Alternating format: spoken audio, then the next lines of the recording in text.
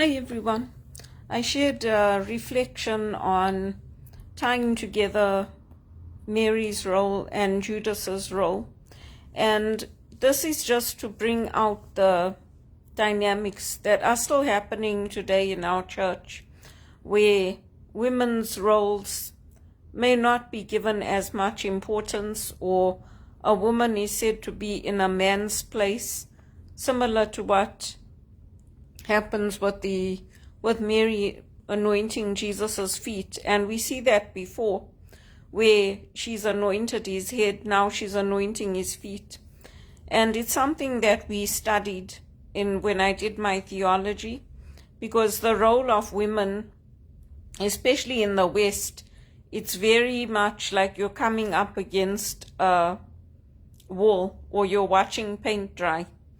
So that dynamic is there, and we explored that in our theology, in learning about it and learning how the role of women is so important in the church, because even as we head to the resurrection, we see it's the women that go out. They're the first ones at the grave, there to perform their womanly duties of going to the graveside and taking spices, but they're the first ones to announce Jesus's resurrection.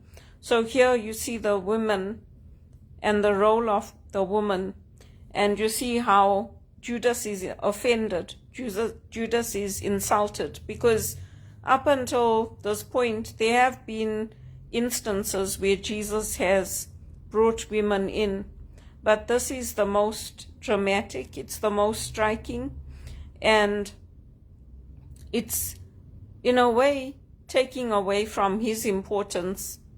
And then you see this correction coming, where Jesus is taking the bread and dipping it and giving it to Judas, and he's honoring him.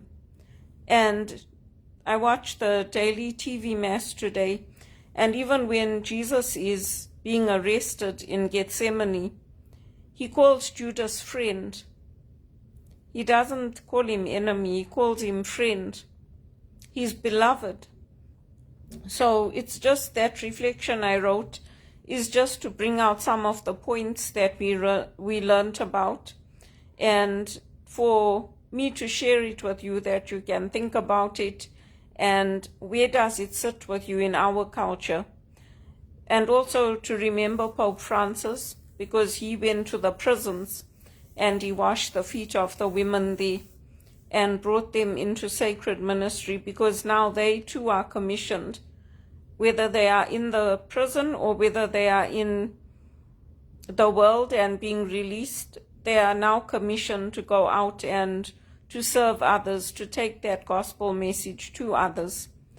So it's just to bring out the beauty of what was happening and that sacred act of love. And for us women, you will find that when it's our friends, when it's our families, we'll bring the best out.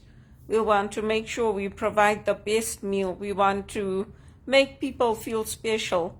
And you see Mary doing this in this gospel.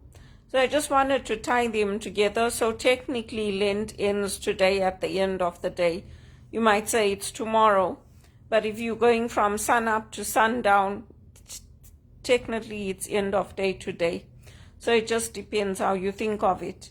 And then you can also see maybe Judas's hurt, maybe how he's feeling insulted, that she's being given this privilege to do this. And it's easy for us to say, yeah, well, Judas was evil, but in us, we also carry sin. We also responsible for Jesus's death on the cross. We also serve. Yes, we have good in us and we are commissioned and we go out and we help.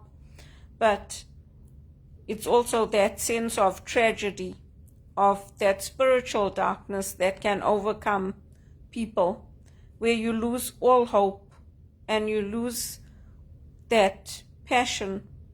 Or even when you realize, okay, I've done this thing and it's so awful.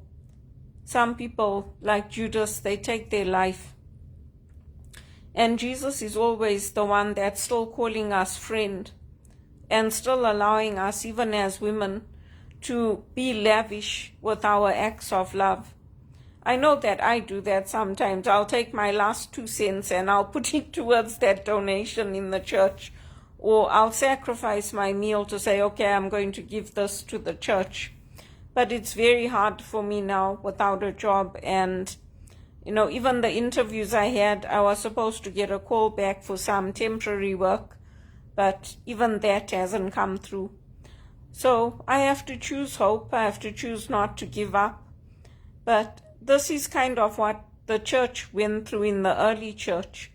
And that's why people form communities. That's why families live together. That's why the church doesn't fail, because we will always come together and we will find a way to continue our faith, whether it's in our homes or in community. But I wanted to share that because it's something that it's important for us as women. And even when I was at Trinity House, when Father Peter, we had our service for the Maundy Thursday, and he invited the women to come forward. And I said to him, no, I don't want you to wash my foot. And he's like, no, I want to wash your foot. So, these changes come into our lives. And so that was the first time that I had that done. And then in Kwekwe, there were instances where they called me up in Zimbabwe, and now here at Blessed Sacrament. So I go, I don't refuse, and part of that is my being a spiritual director formally, but it comes in the parish. For us as spiritual directors, it's how we live our lives, and it's our service in the parish. We still have to go out and work, just like the sisters. They go out and work, and they have jobs, many of them. They work in banking, they work in finance, they work in the hospitals. That's how many of our hospitals started here in Canada and also in Zimbabwe and overseas. And many things have started that way. So I wanted to share it because it's a nice time to also remember Pope Francis and to remember the priests and the people that have washed our feet, and how we go out and we too look after the priests. We help them. We be of service with our lives. And we are not too much. I am not too much.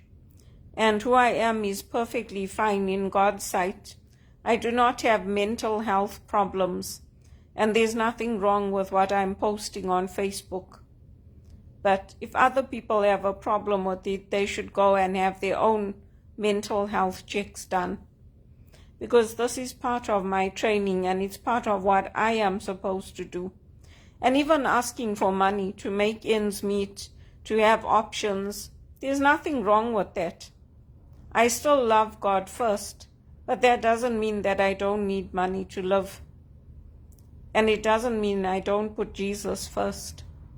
But that's the beauty of the gospel.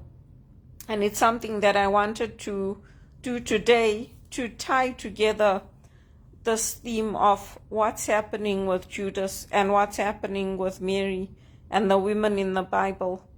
And even when the crucifixion takes place, it's the women that stand by Jesus, that go to that cross, that stand there. And we have to have that strength as women to do that, to keep our faith.